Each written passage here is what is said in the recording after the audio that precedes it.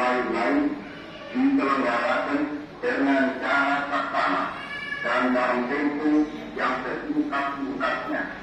Jakarta, 17 Agustus 1945, atas nama bangsa Indonesia, Soekarno, Hatta. Berita mengenai Deklarasi Kemerdekaan Indonesia atau proklamasi yang dibacakan oleh Bung Karno pada pukul 10 pagi 17 Agustus 1945 disiarkan melalui siaran radio yang merupakan media massa utama saat itu.